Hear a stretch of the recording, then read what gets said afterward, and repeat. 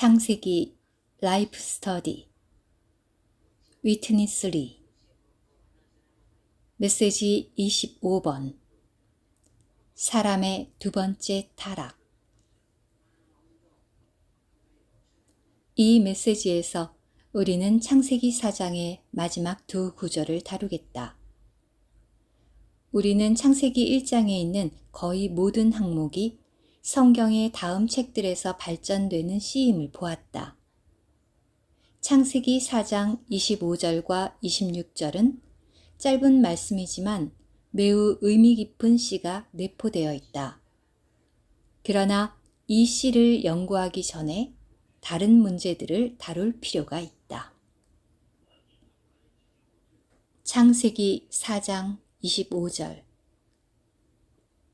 아담이 자기 아내와 동침하였다. 아내가 아들을 낳고는 하나님께서 가인이 죽인 아벨 대신에 다른 씨를 나에게 정해주셨다. 라고 말하며 그 아들의 이름을 셋이라고 하였다. 셋에게서도 아들이 태어났는데 셋은 그의 이름을 에노스라고 하였다. 그때부터 사람들이 여호와의 이름을 부르기 시작하였다. 4. 벗어나는 길. 사람의 첫 번째 타락은 창세기 3장에 있고 두 번째 타락은 창세기 4장에 있다. 우리는 첫 번째 타락에서 벗어나는 길이 여자의 씨, 곧 주 예수를 믿는 것이며 하나님의 구원의 길을 택하는 것임을 보았다. 그러나 타락한 결과 사탄은 우리의 본성 안에 있다. 이것이 두 번째 타락의 주된 원인이었다. 이 두 번째 타락에서 벗어나는 길은 무엇인가? A. 자신의 관념에 따라 오만하지 않음. 사람의 두 번째 타락에서 벗어나기 위해서 우리는 오만하지 않도록 조심해야 한다. 오만하다는 것은 무슨 뜻인가? 그것은 하나님의 계시에 따르지 않고 인간의 관념에 따라 선을 행하고 하나님을 경배하고 하나님을 섬기는 것이다. 우리는 이것을 가인의 예에서 보았다. 자신의 관념에서 볼 때 아무리 선한 것이라도 자신에게 속한 어떤 일을 하는 것은 오만한 것이며 마귀와 하나 된 것이다. 본성 안에 사탄이 거하는 타락한 사람인 우리는 자신에서 시작된 모든 것을 거절해야 한다. 우리는 마귀에서 벗어날 수 있도록 심화된 타락에서 벗어날 수 있도록 하나님이 계시하신 길을 따라 모든 것을 행해야 한다. B. 하나님을 위해 살고 그분의 길을 따라 경배함. 또한 우리가 사람의 두 번째 타락에서 벗어나기를 원한다면 하나님을 위해 살아야 하며 아벨처럼 하나님의 길을 따라 그분을 경배해야 한다. 소극적인 면에서 우리는 오만하지 말아야 하고 적극적인 면에서 우리는 하나님을 위해 살아야 하며 그분의 계시와 길을 따라 그분을 경배해야 한다. 우리는 하나님을 위해 살고 하나님을 경배해야 할 뿐 아니라 하나님의 계시의 길을 따라 그렇게 해야 한다. 우리가 심화된 타락에서 벗어날 수 있도록 우리는 하나님의 길 안에 남아 있어야 한다. C. 인생의 공허함을 암. 창세기 4장에서 우리는 특별히 의미 깊은 두 이름을 본다. 첫 번째는 공허함을 뜻하는 아벨이다. 타락의 결과 인생은 공허해졌다. 오늘날의 사람들을 보라. 바쁘게 움직이지만 그들 안에는 공백 또는 공간이 있다. 그들 속 깊은 곳에는 허무한 느낌이 있다. 사회적인 지위에 상관없이 아무리 재산이 많더라도, 아무리 성공했더라도 당신이 밤이나 아침 일찍 혼자 조용히 앉아 있을 때 당신 안에 공백이 있음을 알 것이다. 그런 허무함이 지금 내가 말하는 공허함이다.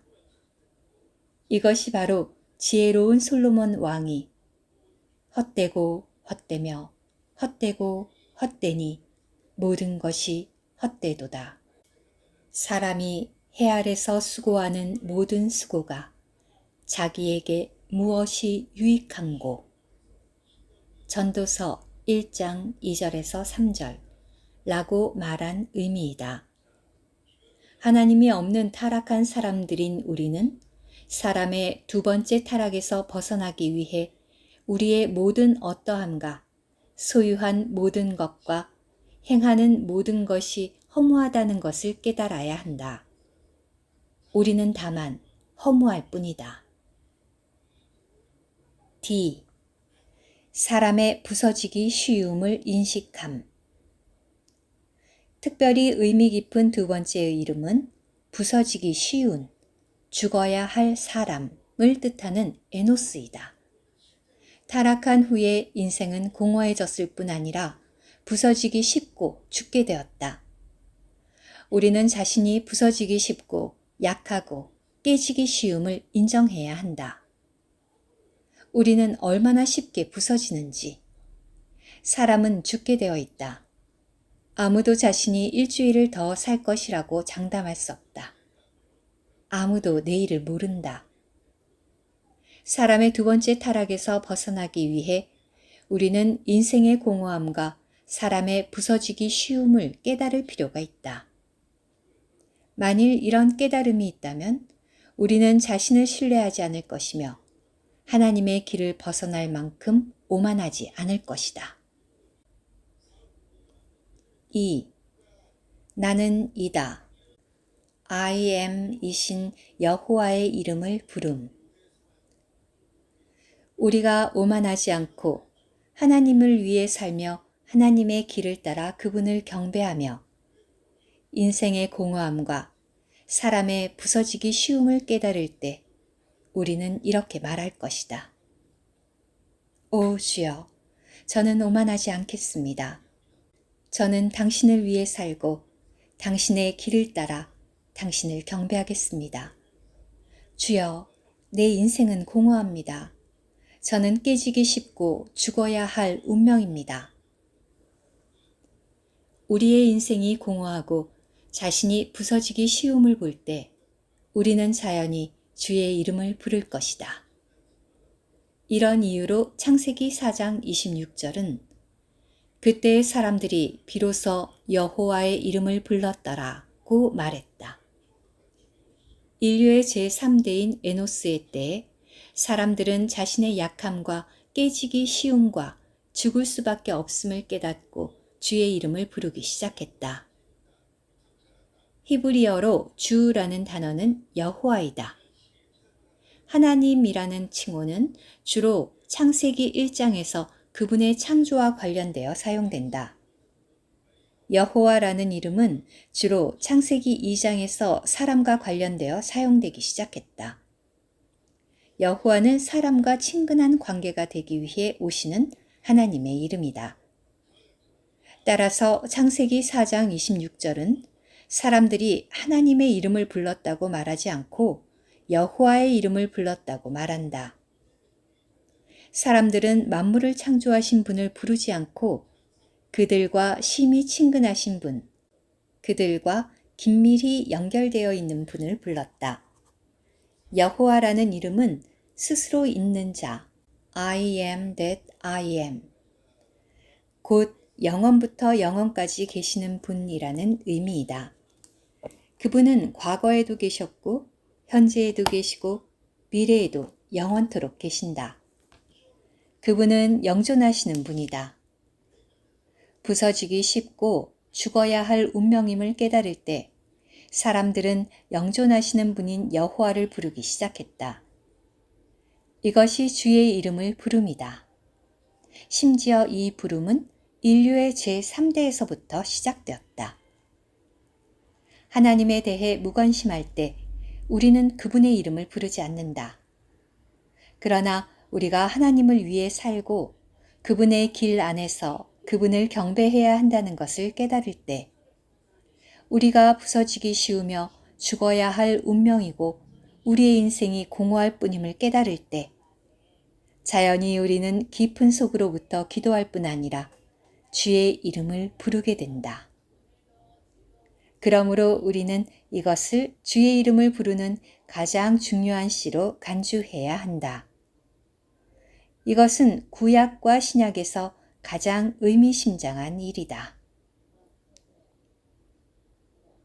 작은 1. 주의 이름을 부름의 정의. 먼저 우리는 주의 이름을 부름의 의미를 알 필요가 있다. 어떤 그리스도인들은 주의 이름을 부르는 것이 그분께 기도하는 것과 같다고 생각한다. 전에는 나도 똑같은 생각을 가지고 있었다. 그러나 어느 날 주님은 그분의 이름을 부르는 것이 단지 그분께 기도하는 것과는 다름을 보여주셨다. 그렇다. 부르는 것은 기도의 일부이기 때문에 기도의 한 형태이다. 그러나 부름은 단지 기도만이 아니다. 부르다라는 히브리어 단어는 외치다 또는 호소하다, 즉 부르짖다를 뜻한다. 헬라어로는 사람을 불러 일으키다, 사람의 이름을 부르다를 뜻한다. 바꿔 말해서 부르는 것은 그가 들을 수 있도록 그 사람의 이름을 부르는 것이다. 기도는 속으로 할 수 있지만 부르는 것은 들리게 해야 한다. 주님을 부르는 것은 그분께 부르짖는 것이며 영적인 호흡을 체험하는 것이다. 여호와여, 내가 심히 깊은 구덩이에서 주의 이름을 불렀나이다. 주께서 이미 나의 음성을 들으셨사오니 이제 나의 호흡과 부르짖음에 주의 길을 가리우지 마옵소서. 예레미야 애가 3장 55절에서 56절. 이 구절들은 부름이 또한 부르짖음과 호흡임을 나타낸다. 부르짖음은 가장 좋은 호흡이다. 어린아이에게 있어서 부르짖음은 가장 좋은 실행이다. 부르짖을 때마다 당신은 자연스럽게 깊이 호흡하게 된다. 부르짖고 호흡함으로써 우리는 내쉬고 들이마신다. 들이마심은 항상 내쉰 다음에 있다. 내쉼으로써 우리는 모든 소극적인 것들을 내뿜는다. 소극적인 것들을 내뿜을 때마다 주님의 적극적인 것들이 당신을 채울 것이다. 화내는 것을 예로 들어보자. 화가 나오려고 할 때 당신은 억누르려고 노력하지 말고 다만 오, 주 예수여 라고 부르라. 그런 다음 주 예수님, 나는 지금 화를 내겠습니다 라고 짧게 기도하라. 이렇게 한 후에도 여전히 화를 낼 수 있는지를 보라. 주의 이름을 부름으로써 당신은 화를 내쉬고 주 예수를 들이마신다. 당신은 화를 내쉬고 주님을 들이마시게 될 것이다. 당신은 거룩하게 되기를 원하는가? 거룩하게 되는 길은 주 예수의 이름을 부르는 것이다. 그분의 이름을 부름으로써 당신은 죄 있고 악하고 더러운 모든 것들을 내쉬고 적극적인 모든 것들, 주님의 풍성을 당신 안에 들이마시게 될 것이다. 심프스는 주님을 호흡함에 대한 찬송을 썼다. 그 중에 일부를 읽어보자. 주여 내게 성령 부어 마시게 가르치며 주의 품에 죄와 자아 쏟게 도와주소서. 나의 슬픔 뿜어내고 죄악 내쉬고 나는 깊이 들이마셔 주의 풍성을. 자아 생명 뿜어내야 당신으로 충만돼. 나의 약함 거절하고 주의 은혜 마시리. 1963년에 나는 이 찬송을 미국에 있는 몇몇 성도들에게 소개했다. 어느 날 이 찬송을 부른 후에 어떤 성도가 내게 와서 이렇게 말했다. 나는 이 찬송을 이해할 수 없습니다. 들이마셔, 들이마셔. 뭘 들이마신다는 겁니까? 그는 약간 마음이 상했다. 몇 년 후 우리가 찬송가를 출판한 다음에 바로 그 성도가 내게 와서 이렇게 말했다. 형제님, 찬송가 중에서 내가 가장 좋아하는 찬송은 주님을 호흡함에 대한 그 찬송입니다. 우리는 주님을 어떻게 호흡하는가? 우리는 자신을 주님께 열고 그분의 이름을 부름으로 호흡한다. 예레미야가 말했듯이 주님을 부르는 것은 그분께 부르짖는 것이기 때문에 우리는 그분께 외쳐야 할 뿐 아니라 부르짖기까지 해야 한다. 그는 깊은 구덩이에서 부르짖었다. 우리가 낮아질 때마다, 곧 우리가 구덩이 아래에 있을 때마다 이러한 속박에서 해방될 수 있도록, 우리 안에 주님을 더 영접할 수 있도록 주님께 부르짖음으로 그분을 불러야 한다. 이사야도 또한 우리가 주님을 부르는 것이 그분께 부르짖는 것이라고 말한다. 보라, 하나님은 나의 구원이시라. 내가 의뢰하고 두려움이 없으리니 주 여호와는 나의 힘이시며 나의 노래이시며 나의 구원이심이라. 그러므로 너희가 기쁨으로 구원의 우물들에서 물을 기르리로다. 그날에 너희가 또 말하기를 여호와께 감사하라. 그 이름을 부르며 여호와를 찬송할 것은 시온의 검이나 소리를 높여 부르짖으라.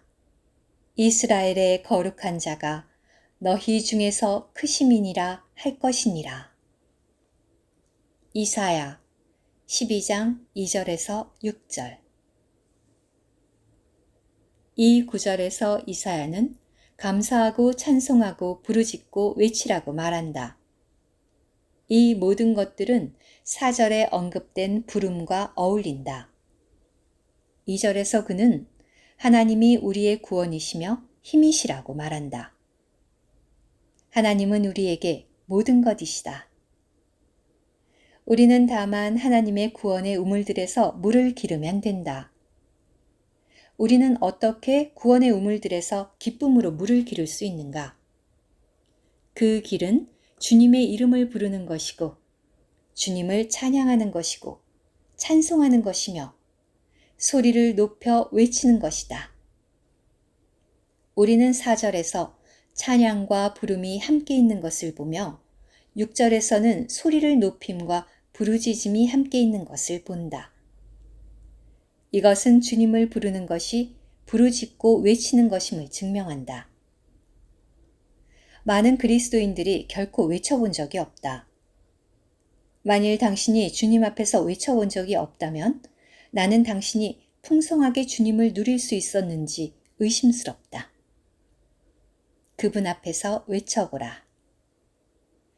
만일 당신이 주님의 어떠하심에 대해 외쳐본 적이 없다면 시도해 보기를 권한다. 오, 주 예수여, 당신은 너무나 좋습니다. 라고 외치면 외칠수록 당신은 자신에게서 해방되고 주님으로 채워질 것이다. 당신은 3층 천에 있게 될 것이다. 이사야는 구약시대에도 사람들에게 주님을 찬양하고 그분의 이름을 부르며 부르짖고 외치라고 말했다. 주님을 부르는 것에 관해 내 자신의 간증을 하겠다. 나는 남침래 교회에서 자랐다. 구원받은 후 말씀을 추구하기 위해 나는 엄격한 형제회 모임에 수년 동안 머물렀다. 그들은 항상 침묵했다. 그들은 심지어 집회 중에 바늘이 떨어지는 소리를 들을 수 있어야 한다고 말한다. 이것은 과장된 것이 아니다. 우리는 그렇게 훈련받았다. 나는 형제회 교사들의 가르침을 들으며 그들의 발 밑에 앉아 있었다. 나는 이것을 인해 주님께 감사드린다. 나는 주님과 말씀을 사랑했지만 생명에 합당한 도움을 받지 못했다. 내가 받은 유일한 도움은 성경의 흑백 문자를 이해하는 것이었다. 1931년 8월의 어느 날, 내가 길을 걷고 있을 때 그 영이 내 안에서 이렇게 말했다. 내 자신을 보라.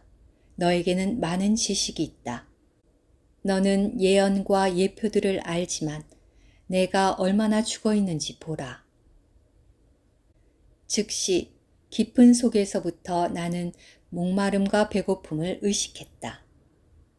안에 있는 무엇인가가 터져 나오려고 했다. 그러나 내 종교적인 배경으로 인해 나는 길에서 그렇게 하기를 원치 않았다. 나는 주님 앞에서 자신을 해방할 수 있는 다음날 아침을 기다리며 그날 오후와 저녁과 밤 시간을 고통 중에서 자신을 억제하며 보냈다. 우리 집은 작은 산기슭에 있었다. 아침이 되자 나는 그 산꼭대기에 올라가서 내 마음에 있는 것을 해방했다. 나는 외치려고 하지 않았지만 속에서부터 오 주 예수여 라는 말이 터져 나왔다. 자연스럽게 나는 주님을 보았다. 아무도 주님을 부르라고 내게 가르치지 않았고 성경에서 그것에 관해 읽은 적도 없었다. 나는 자연히 그렇게 행동했다. 나는 주님을 누림이나 영을 해방함과 같은 단어를 몰랐지만 내게는 그 둘 다의 실제가 있었다. 나는 내 영을 사용했고 해방했으며 분명히 주님을 누렸다.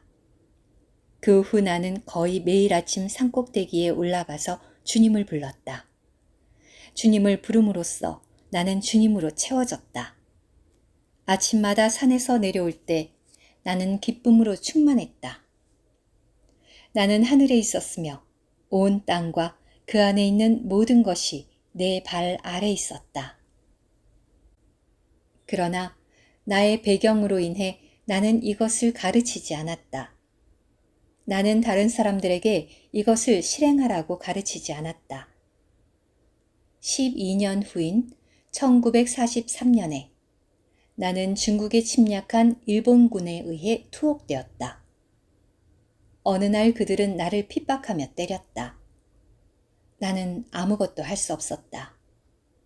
자연히 나는 오 주 예수여 라고 불렀으며 그들은 때리기를 멈췄다. 그러나 나의 종교적인 배경으로 인해 나는 여전히 이것을 매일 실행하지 않았다. 나는 우리가 이것을 일상생활에서 실행할 수 있음을 깨닫지 못했다. 24년 후인 1967년에 주님을 부르는 이 문제가 로스앤젤레스에 나타났다. 그 당시에 나는 말씀 연구를 통해 이 문제를 확증할 필요가 있다고 느꼈다. 주님을 부름에 관한 말씀에 많은 시간을 투자한 결과 나는 그것이 고대의 성도들의 실행이었음을 발견했다. 이것은 수천 년 전에 시작되었다. 성경 색인을 통하여 나는 주님을 부름에 관한 수많은 구절을 발견했고 주님을 부르는 다양한 방면들을 알았다. 그 당시에 나는 주님을 부르기를 실행할 뿐 아니라 그분을 부르도록 남을 가르치고 돕는 데 있어서 견고해지고 강화되었다. 1967년부터 주님을 부르는 것은 주의 회복의 한 항목이 되었다. 그것이 주님을 접촉하는 가장 좋은 길임을 알게 되었다. 같은 해에 나는 극동 지방을 방문하여 이것을 성도들에게 가져갔다. 나는 수천 명의 성도들이 주의 이름을 부름으로 해방되었고 풍성해졌음을 간증할 수 있다. 작은 이, 주님을 부른 역사. 우리가 주님을 부르는 것을 발명했다고 생각지 말라. 이것은 새로운 발명이 아니다. 기껏해야 그것은 새로운 발견이거나 주의 회복의 일부라고 말할 수 있다. 우리가 보았듯이 주님을 부르는 것은 인류의 제3대부터 시작되었다. 셋의 아들인 에노스는 제3대였다. 하와는 둘째 아들에게, 공허함을 뜻하는 아벨이라는 이름을 주었다. 그런 다음 아벨의 동생인 셋은 인생이 약하고 부서지기 쉽고 죽을 운명임을 깨닫고 그의 아들에게 에노스라는 이름을 주었다. 셋은 그의 아들을 에노스라고 부를 때마다 자신이 약하고 부서지기 쉽다는 것을 말했을지도 모른다. 에노스는 인생의 부서지기 쉬움을 깨달은 후부터 영존하시는 주님의 이름을 부르기 시작했다. 우리가 약하고 아무것도 아니고 부서지기 쉬움을 깨달을 때 우리는 어떻게 해야 하는가? 우리는 다만 오 주 예수여 라고 불러야 한다. 주의 이름을 부른 역사는 성경 전체를 통해 계속되며 우리는 그분의 이름을 부른 많은 사람들의 이름을 열거할 수 있다. 그들은 아브라함, 이삭, 모세, 욥, 야베스, 삼손, 사무엘, 다윗, 요나, 엘리야, 엘리사, 예레미야이다. 구약의 성도들은 주님을 불렀을 뿐 아니라 사람들이 그분의 이름을 부르리라는 것까지 예언했다. 성령에 관한 요엘의 예언에 익숙한 사람은 많지만 성령의 부어주심을 받기 위해서 주의 이름을 부르는 것이 필요하다는 사실에 주의하는 사람은 많지 않다. 한면으로 요엘은 하나님이 그분의 영을 부어주시리라는 것을 예언했다. 다른 면으로 그는 사람들이 주의 이름을 부를 것을 예언했다. 하나님의 부어주심에는 그분을 부르는 우리의 동역이 필요하다. 요엘의 예언은 오순절날 성취되었다. 주의 이름을 부르는 것은 또한 신약의 성도들의 실행이었다. 그것은 오순절날 시작되었다. 오순절날 하나님은 그분의 영을 부어주셨으며 초기의 성도들은 주의 이름을 부름으로 그 영을 받았다.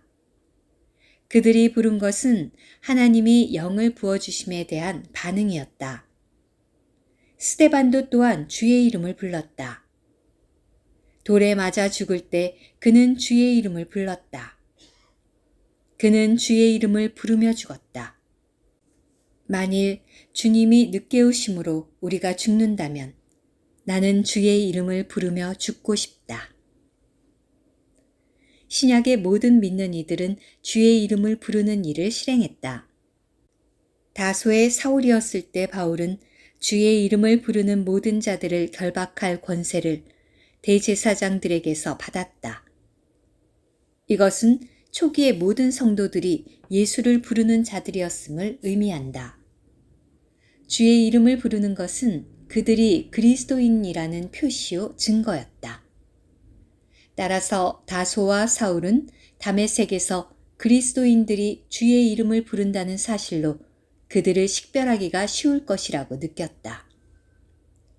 그들은 주님께 기도했을 뿐 아니라 그분을 불렀다.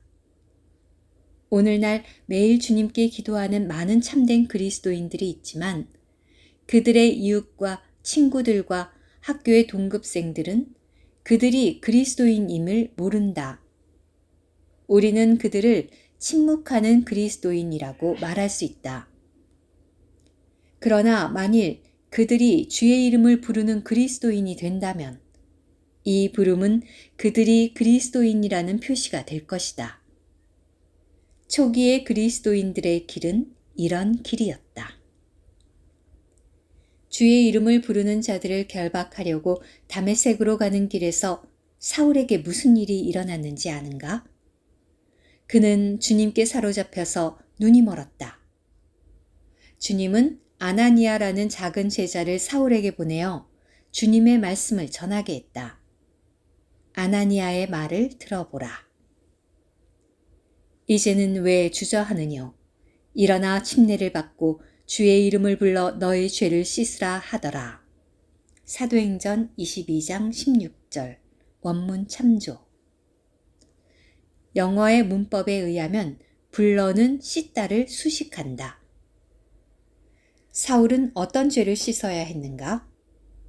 그것은 예수의 이름을 부르는 자들을 결박한 죄였다. 그는 예루살렘에서 이렇게 했으며 의도적으로 다메섹에서 이렇게 했다. 모든 그리스도인들은 사울을 매우 악한 자로 알고 있었다.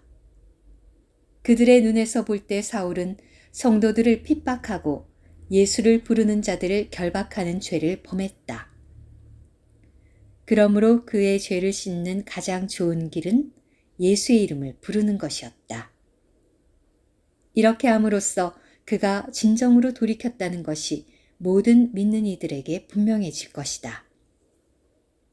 전에 주의 이름을 부르는 자들을 결박했던 사람이 지금은 그 이름을 부르게 되었다. 어떤 그리스도인들은 사도행전 22장 16절을 잘못 해석한다. 그들은 너의 죄를 씻으라가 침례를 받고를 수식한다고 생각한다. 문법에 의하면 그런 뜻이 될 수 없다.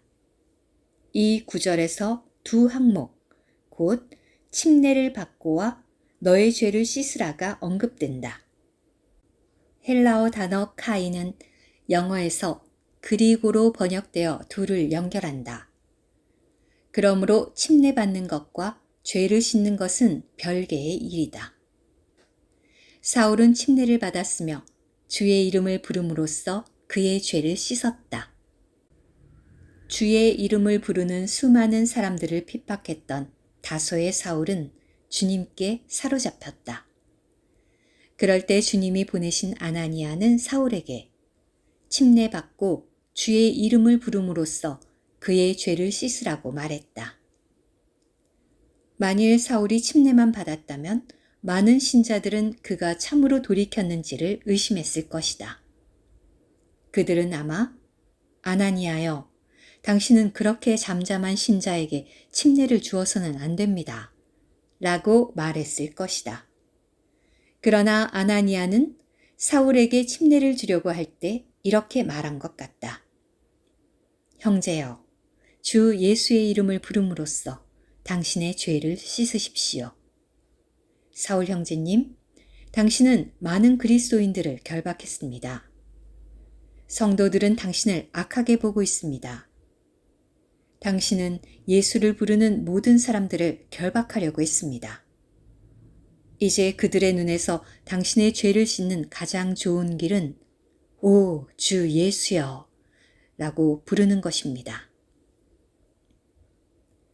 사울이 주의 이름을 부를 때 모든 그리스도인들은 핍박자가 자기 형제들 중 한 명이 되었음을 볼 수 있었다.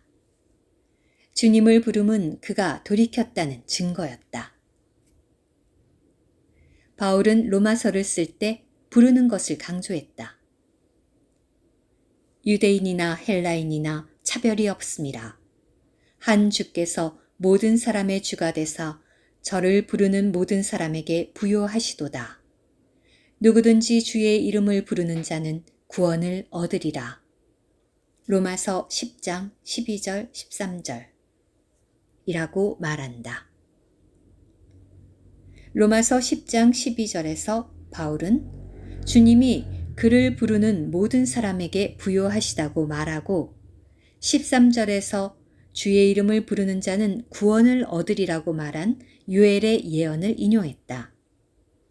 바울은 또한 고린도전서에서도 주님을 부름에 대해 말한다. 각처에서 우리의 주, 곧 저희와 우리의 주 되신 예수 그리스도의 이름을 부르는 모든 자들에게. 고린도전서 1장 2절. 또한 디모데 후서에서 그는 디모데에게 주를 깨끗한 마음으로 부르는 자들과 함께 영적인 것들을 조치라고 말했다. 이 모든 구절에 의해 우리는 1세기의 그리스도인들이 주의 이름을 부르는 것을 널리 실행했음을 볼 수 있다. 그러므로 그리스도인들의 초기 시대뿐 아니라 구약에서도 성도들은 주의 이름을 불렀다. 그러나 이것이 오랫동안 대부분의 그리스도인들에 의해 무시되어 온 것은 얼마나 유감인가. 나는 오늘날 주님이 이것을 회복하시기 원하시며 우리로 그분의 생명의 풍성을 누릴 수 있도록 이것을 실행케 하셨음을 믿는다. 작은 3. 주님을 부르는 목적. 작은 A. 구원받기 위하여. 우리는 왜 주의 이름을 불러야 하는가? 사람은 구원받기 위하여 주의 이름을 불러야 한다. 가령 어떤 사람이 복음을 듣고 주님을 믿기 시작한다 하자. 당신은 그가 아주 조용하게 주님께 기도함으로써 구원받도록 그를 도울 수 있다. 나는 많은 사람들이 이렇게 구원받는 것을 보았다. 그러나 만일 당신이 기도하도록 그를 도울 뿐 아니라 주의 이름을 부르도록 돕는다면 그의 구원의 체험은 훨씬 더 강할 것이다. 조용하게 기도하도록 돕는 것은 사람으로 하여금 구원받게 하지만 그렇게 풍성하지는 않다. 큰 소리로 부르는 길은 사람으로 하여금 더 풍성하고 더 철저하게 구원받게 한다. 그러므로 우리는 사람이 자신을 열고 주 예수의 이름을 부르도록 격려해야 한다. 작은 B. 근심, 환난, 슬픔, 아픔에서 구출받기 위하여. 주님을 부르는 또 하나의 이유는 근심에서 구출받고 환난에서 구출받고 슬픔과 아픔에서 구출받기 위함이다. 주님을 부르는 것에 대해 논쟁하는 사람들도 어떤 환난이나 질병을 만날 때에는 자신이 주님을 부르고 있음을 발견한다. 생활에 환난이 없을 때 우리는 주님을 부르는 것에 대해 논쟁할 것이다. 그러나 환난이 닥칠 때 아무도 당신에게 주님을 부르라고 말할 필요가 없다. 당신은 자연히 부를 것이다. 주님을 부름은 우리를 구출하고 해방한다. 우리는 근심과 환난 중에 있을 때 주님을 불러야 한다. 더욱이 시편 116편 3절 4절은 주님의 이름을 부름이 우리를 고통, 슬픔, 사망, 음부와 같은 소극적인 것들로부터 구출한다고 말한다. 그런 것들로부터 해방받기 원한다면 당신은 주님을 불러야 한다. 작은 C. 주님의 긍휼에 참여하기 위하여. 시편 86편 5절은 주는 선하시고 사하실 준비가 되어 있으며 그분을 부르는 자에게 긍휼이 풍성하시다고 말한다. 우리가 주님의 풍성한 긍휼에 참여하는 길은 그분을 부르는 것이다. 우리는 그분을 부를수록 긍휼을 더 누리게 된다. 작은 D. 주님의 구원에 참여하기 위하여. 또한 시편 116편은 우리가 주님을 부름으로써 그분의 구원에 참여할 수 있다고 말한다. 내가 구원의 잔을 들고 여호와의 이름을 부르며 13절. 이 한편의 시에서 주님을 부르는 것이 4번 언급된다. 여기서 부르는 목적은 주님의 구원에 참여하기 위한 것이다. 전에 언급했듯이 우리가 구원의 우물들에서 물을 깃는 길은 주님의 이름을 부르는 것이다. 작은 E. 영을 받기 위해. 주님을 부르는 또 하나의 이유는 영을 받기 위한 것이다. 성령으로 채워지는 가장 좋고 쉬운 길은 주 예수의 이름을 부르는 것이다. 영은 이미 부어졌다. 우리는 다만 주님을 부름으로써 그분을 영접할 필요가 있다. 우리는 언제든지 이렇게 할 수 있다. 5번 주의 이름을 부를 때 당신은 영으로 채워질 것이다. 작은 F. 만족함을 위해 영적인 물을 마시고 영적인 음식을 먹기 위하여. 이사야서 55장 1절은 이렇게 말한다. 너희 목마른 자들아 물로 나아오라. 돈 없는 자도 오라. 너희는 와서 사 먹되 돈 없이 값없이 와서 포도주와 젖을 사라. 주님을 먹고 마시는 길은 무엇인가? 이사야는 6절에서 그 길을 우리에게 보여준다.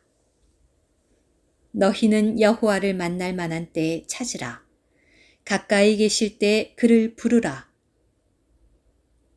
그러므로 만족함을 위해 영적인 물을 마시고 영적인 음식을 먹는 길은 주님을 찾아서 그분의 이름을 부르는 것이다. 작은 쥐, 주님의 풍성을 누리기 위하여. 로마서 10장 12절은 주님을 부르는 모든 자들 위해 그분이 부요하시다고 말한다. 주님의 풍성을 누리는 길은 그분을 부르는 것이다. 주님은 풍성하실 뿐 아니라 생명 주는 영이기 때문에 가까이 계시며 유용하시다. 영이신 그분은 무소부재하시다. 언제 어디서나 우리는 그분의 이름을 부를 수 있다. 우리가 그분을 부를 때 그분은 영으로 우리에게 오시며 우리는 그분의 풍성을 누린다. 당신이 예수를 부를 때 그 영이 온다. 고린도전서는 그리스도의 누림에 관한 책이다. 12장에서 바울은 그분을 어떻게 누리는가에 대해 말한다. 주님을 누리는 길은 그분의 이름을 부르는 것이다. 주 예수여 라고 말할 때마다 우리는 생명 주시는 영이신 그분을 마신다. 15장 45절은 주님이 지금 생명 주는 영이라고 말한다. 우리가 주 예수여 라고 부를 때마다 그분은 영으로 오신다. 내가 어떤 사람의 이름을 부를 때 만일 그가 참되고 살아있고 존재한다면 그 사람은 내게 올 것이다. 주 예수님은 참되고 살아있고 존재하신다. 그분은 항상 유용하시다. 우리가 부를 때마다 그분은 오신다. 심지어 구약시대에도 모세는 주님께 이렇게 말했다. 우리 하나님 여호와께서 우리가 그를 부를 때마다 우리에게 가까이 하심과 같이 가까이 함을 얻은 위대한 나라가 어디 있느냐. 신명기 4장 7절 히브리어 참조.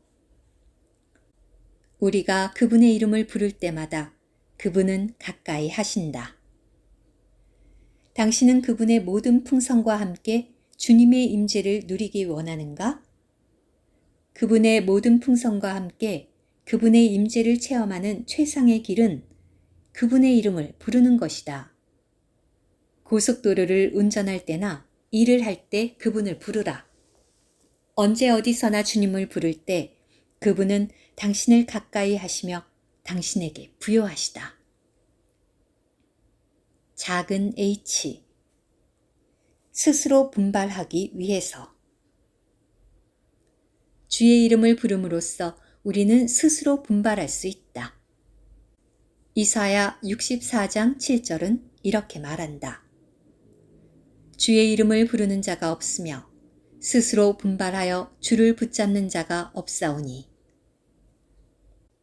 우리는 실망하거나 침체되어 있을 때 주 예수의 이름을 부름으로써 향상되고 분발할 수 있다. 작은 사. 주님을 어떻게 부르는가? 이제 우리는 주님을 어떻게 불러야 하는지를 생각해 보자. 먼저 우리는 순수한 마음으로 그분을 불러야 한다. 근원이 되는 우리의 마음은 주님 자신만을 추구하는 순수한 마음이어야 한다. 둘째로 우리는 순수한 입술로 불러야 한다. 느슨한 말보다 더 우리의 입술을 더럽히는 것이 없기 때문에 우리는 말을 조심해야 한다. 만일 느슨한 말로 인해 우리의 입술이 순수하지 않다면 주님을 부르기 어려울 것이다. 순수한 마음과 순수한 입술에 더하여 우리에게는 열린 입이 필요하다. 우리는 입을 크게 벌려서 주님을 불러야 한다. 더욱이 우리는 단체적으로 주님을 불러야 한다. 디모데후서 2장 22절은 이렇게 말한다. 또한 내가 청년의 정욕을 피하고 주를 순수한 마음으로 부르는 자들과 함께 의와 믿음과 사랑과 화평을 좇으라. 우리는 주의 이름을 부르기 위해 함께 모일 필요가 있다.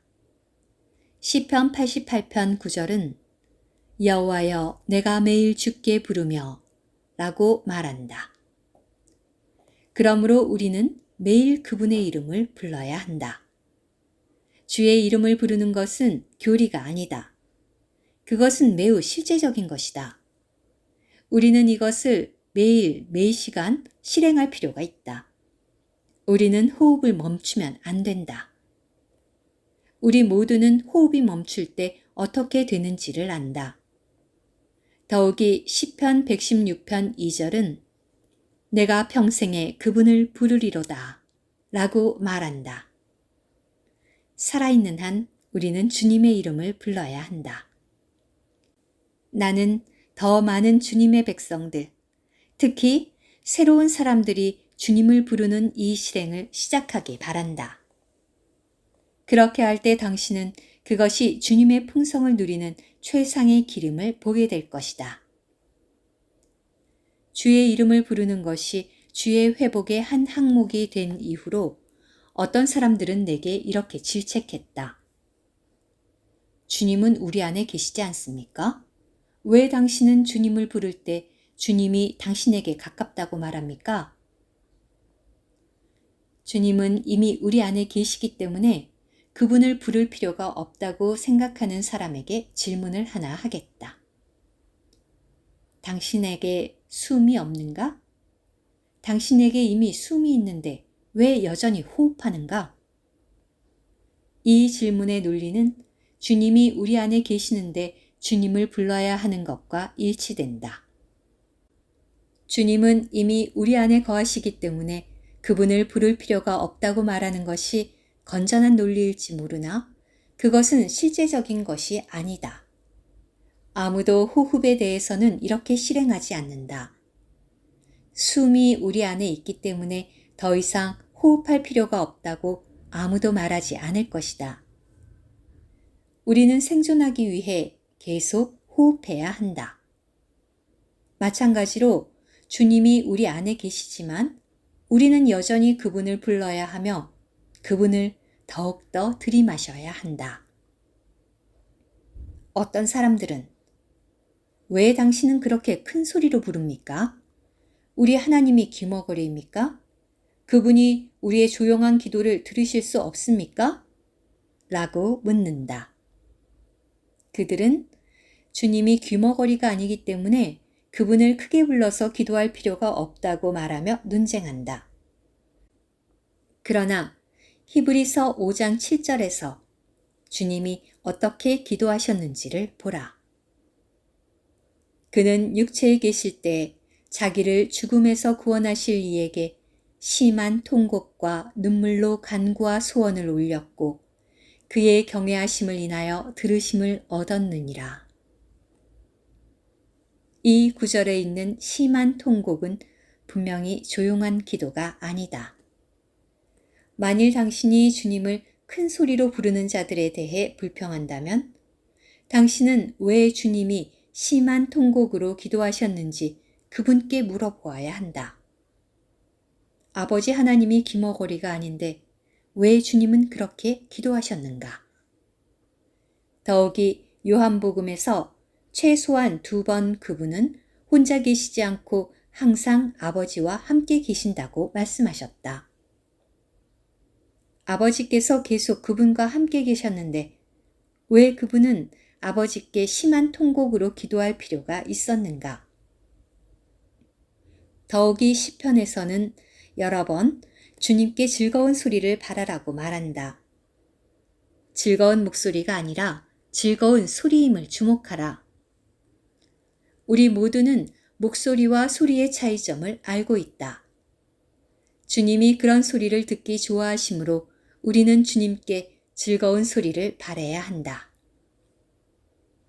그러나 중요한 것은 하나님이 우리의 말을 들으시는가 안 들으시는가가 아니다. 요점은 우리의 영과 우리의 마음에 있는 것을 해방하기 위해 우리의 영을 사용함으로써 생명 주는 영이신 주님이 우리 안에 들어오시는 것이다. 그것은 들을 수 있느냐의 문제가 아니라 주님을 누리는 문제이며 그분의 모든 풍성에 참여하는 문제이다. 이 메시지에서 내 부담과 의도는 주님을 부르는 것에 관한 성경의 근거를 제시하는 것이다. 만일 당신이 주님을 부름에 대한 성경 말씀을 연구해 본다면 그분의 이름을 부르는 것이 최근의 발명이 아님을 확신할 것이다. 그것은 성경에 있는 거룩한 것들 중 하나를 회복하는 것이다. 우리가 창세기 4장 26절에서 보았듯이 주의 이름을 부르는 것은 수천 년 전에 심지어 인류의 제3대로부터 시작되었다. 오 주 예수여, 오 주 예수님, 아멘.